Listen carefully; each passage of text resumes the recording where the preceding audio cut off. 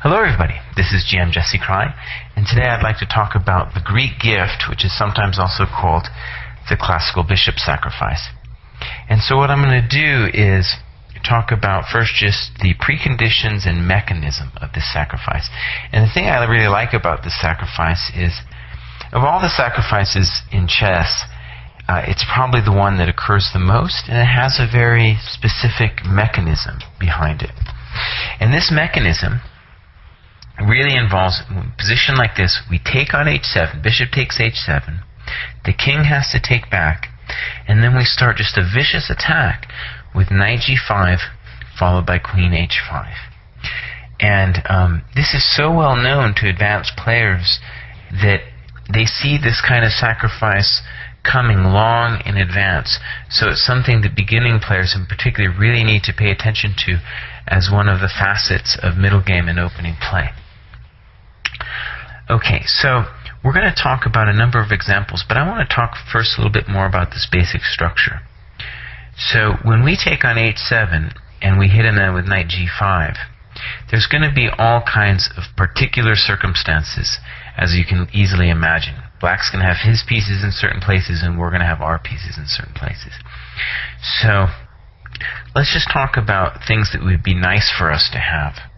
First, one nice thing would be for us to have a pawn on e5.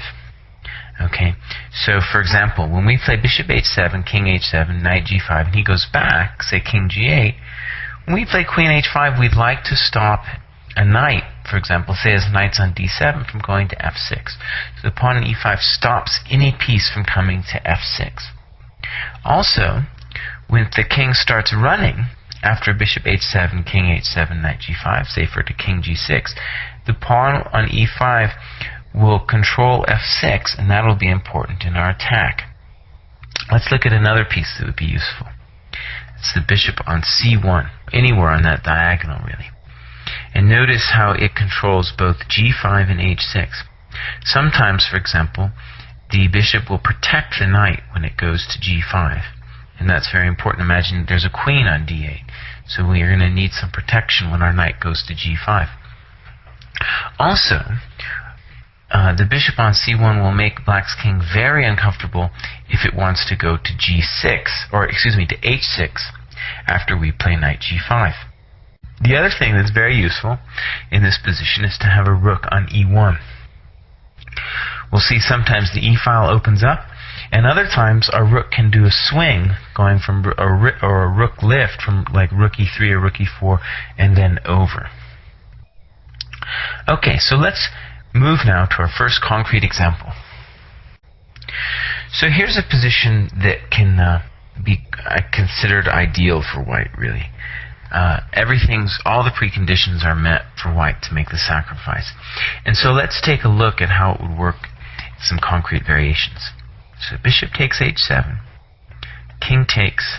Now, let's talk about this actually. He could go, of course, to king h8.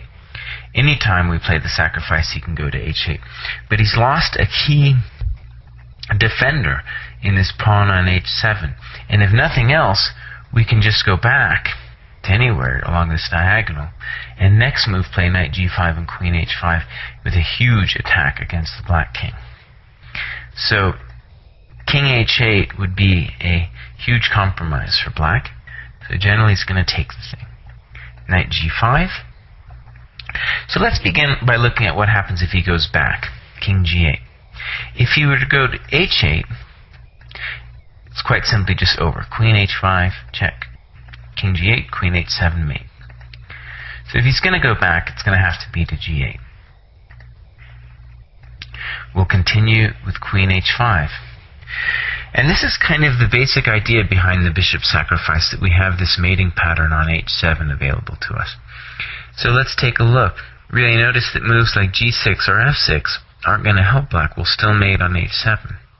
So his only try to get out of here, really, is to play rook e8. But the problem with rook e8, unfortunately for black, is that we have check, send the king back over, and now notice we actually have a number of different ways to win this position. We could play rook e3 and rook over with a huge attack, or maybe the simplest is check, queen h7, queen h8, queen takes g7, checkmate. Okay, so let's go back. And in general, obviously it always depends on the circumstances. The only way for black really to try to survive is to come up. Now, obviously, if he comes to h6, we're going to see now the power of the bishop on c1, where we have a move like either knight takes e6 or knight takes f7, winning the queen. So, king g6 is the most critical move. And in my experience with this combination, analyzing how king g6 is going to play out is going to be the critical test. Now, this position can happen in a myriad of different ways, and what I think it's important to see is that white generally has 3 different key ideas that will help him win the position in a position like this. He can play h4 with the idea of playing h5, and the point is, by threatening to play h5, when he goes to h6, we'll have knight takes f7 or knight takes e6 check, discover check, with the bishop on c1, winning the black queen.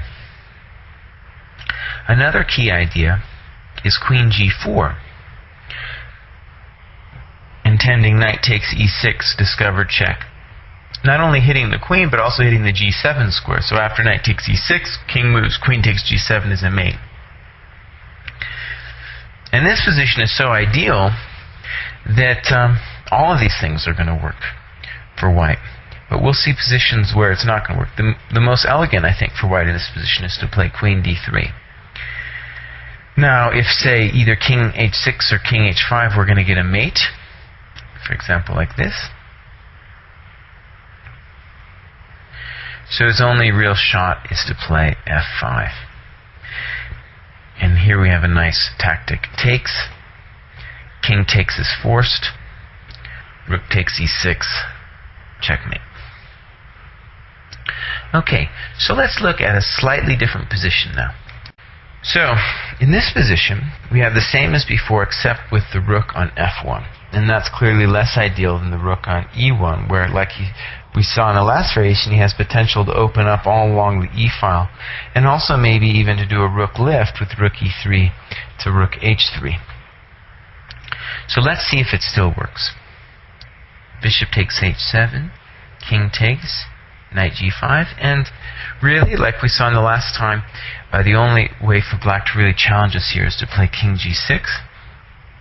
Now, there's a number of different ways that I think white could get a very strong position. But here's where calculation is going to come in, and hopefully to do it as quickly and strongly as possible. And I think the most elegant solution here is to play h4. So like I said, h4 was one of these weapons at our disposal. And notice that h5 is a very strong threat, and really rook h8 is the only way to stop him. So let's say he plays c takes, for example, and we play h5. If king h6, like we saw before, we have a move like knight takes e6, and we win the queen. So, for example, his only shot would be king f5, but after that we have a nice Bulgar mate with queen f3 and queen f4 mate. So, let's go back and try rook h8 for black. And so, we'll see that we had a particular idea in mind why we wanted that rook on h8. And the idea is this. Now we play queen d3 check. He has to block us with f5. We take en passant. He's got to play king. He takes pawn. And now queen f3 check. King e7. And now we see why we didn't want that rook on f8, because now we have queen f7 check, king d6. And now it's the end of the world. We can play a number of moves. The most elegant seems to be bishop f4, and there's just no way black is going to get out of this one alive. Okay, so let's go back and look now at another example. So let's look at a classical bishop sacrifice that arises from an opening trap. And this is the kind of thing that beginning level French players will fall into quite often. Let's say white just plays naturally. And he plays this two knights variation, knight f3, which might be good or might be bad. In any case, it's not totally illogical to develop the knight. And a French player, really, when they have some experience with the sacrifice, and after they've been beaten down by it several times, they'll generally find the move bishop e7 if they're going to castle. Maybe c5 first would be the best move, but if they're going to develop it, they'll put it on e7. And one of the points is that good bishop will control the g5 square and prevent this bishop sacrifice from happening. But let's say he makes a mistake and plays bishop b4. Well, then we have bishop d3, and now a typical beginner mistake is to castle in this position. The reason? We have the sacrifice. Bishop takes, king takes, knight g5. Let's look. King g8 is queen h5. Again, he's going to have to try rook e8, and we're going to have the exact same mating pattern that we had in the last one. Queen h7, queen h8, queen takes g7 mate. So, he's going to have to come up.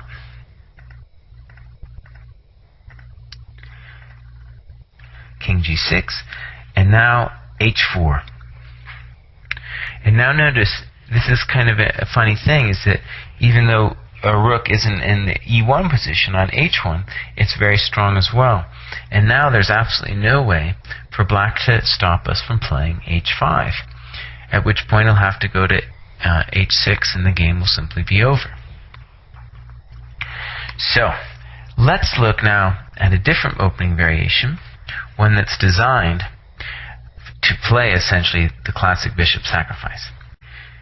So, in this one, it's a rather barbaric way of playing for white, and I faced this myself as black playing the French, and it can be rather unpleasant.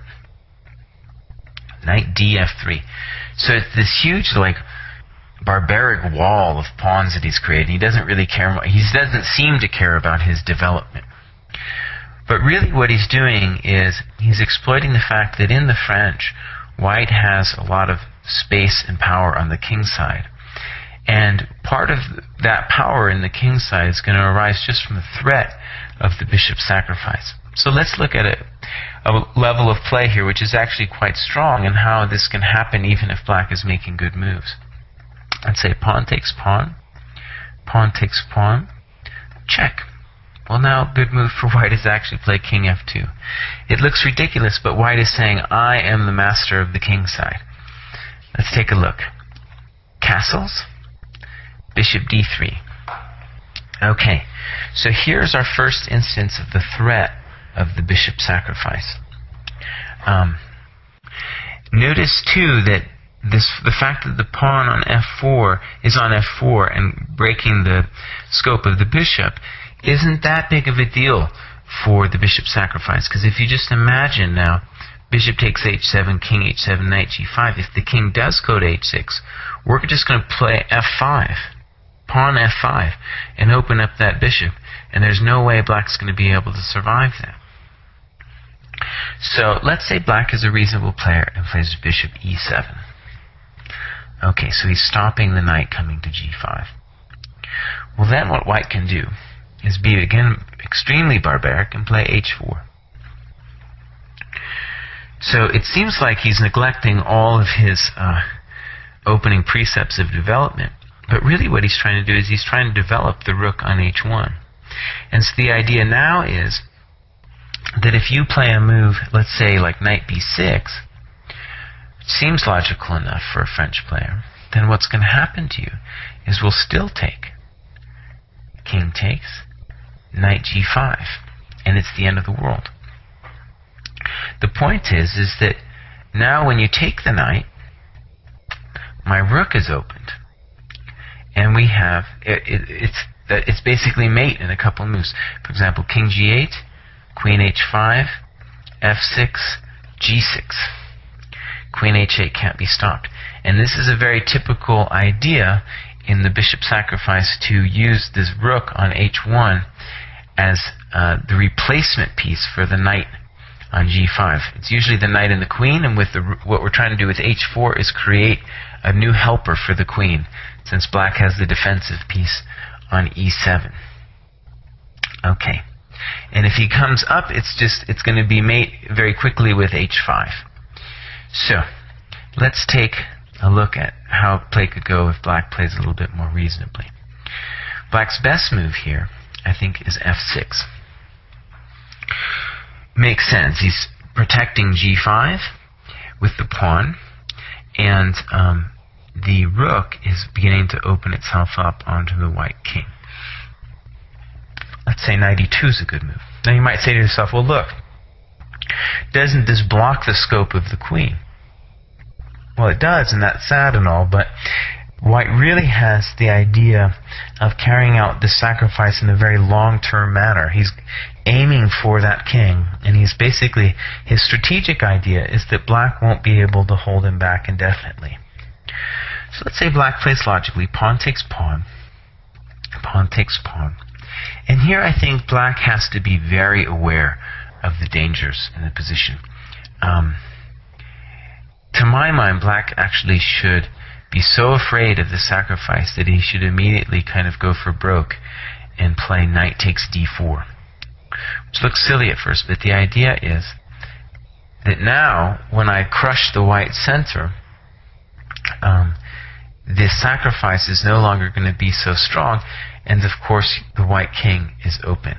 And by taking the pawns off of d4 and e5, I have hopes of activating my bishop on c8, and my bishop on e7 is becoming very strong as well, because it can go to both d6 and c5.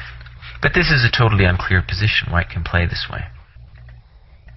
And it would take a lot of courage for black to play that way. Maybe not even courage, but an awareness of the danger. Let's take a look at how play could develop if black does not do anything dramatic. Queen b6, threatening knight takes e5. So white plays boldly king g3. Again, his philosophy is that white owns the black king side. Well, what should black do? He's all bottled up. Very hard to say.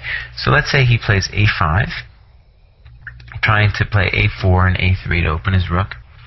Knight f4, here it comes. It's very strong. Now, the only way I found to defend here was maybe rook f7, and now taking on e6 wouldn't be so hot, because I could do a counter-sacrifice with knight takes e5.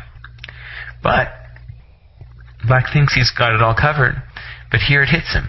Bishop takes h7. And the game's essentially lost for black. For example, king takes, knight g5, bishop takes, pawn takes, king g8, it's really a mess here, queen h5.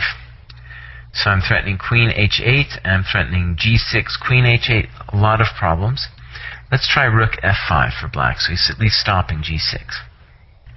We then have queen e8 though. Let's say knight f8, knight g6, and it's going to be mate soon with rook h8. No way to stop it.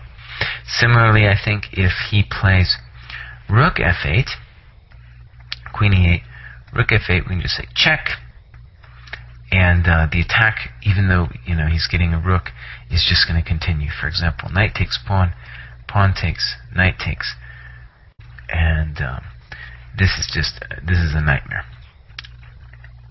Okay, so let's go back, and this is a more complicated example, but one of the things that the white player should know is that the mechanism is so powerful that a lot of times you won't see to the end of things in these positions, and a lot of times it won't be clear to you that you'll be doubting, well, is this really going to work, like in a position like this? But the general point to know on a practical level is you should trust your instincts. This is a very strong sacrifice, and even if you can't see through to the end of it, it's usually going to work out. For example, a lot of times you get some pawns, the king's on the run, it's a little bit unclear. It's a good idea. Now, in that vein, I'm going to talk about something totally different, but I think relates this individual particular topic to a much bigger theme in chess. So this final position has nothing to do with the specific mechanism that we've gone over in this lecture with the classical bishop sacrifice. This position, let's give white a pawn, was taken from a famous game with Kasparov as white and Portish as black, Grandmaster Portish. This is from 1983. And to my mind, this game is one of the best games ever played, and I'm going to do a lecture on this soon. I'm going to call it Kasparov's Revolutionary Sacrifice. And it's a very deep move that Kasparov here plays as white. And if you like, you can stop your recorder and ask yourself what it is. But just the idea that he thought of this move was just completely revolutionary to chess thinking. And what I want to say about this position, I'm just going to leave it here because we'll talk about it another time, is once you see this move, bishop takes g7, the first question is, well, how can someone even come up with this move, bishop takes g7? It seems entirely ridiculous. But for Kasparov, the idea was that you were getting rid of a key defensive unit, that pawn on g7. And the bishop on b2, in a sense, in his mind, is worth that pawn. Right? It's not worth it materially, but in terms of what's going on concretely right now, that bishop is worth that pawn on g7. And this is a very complicated tactic that goes on, but the very idea that he came up with this, right? You can calculate afterwards, but most people won't even think about taking that pawn. That idea arises when you've done many, many other positions which are similar to our classical bishop sacrifice. And so to my mind, that's the real value in the classical bishop sacrifice, is not only to realize that it happens in a concrete way in many different positions and to know how to handle it, but to realize that it's a bigger chess theme than just that one chess position where we take on h7. And in this regard, I also recommend you listen to Bill Pascal's lecture on the double bishop sacrifice. This is GM Jesse Kraai, hoping you've enjoyed the lecture. Bye-bye.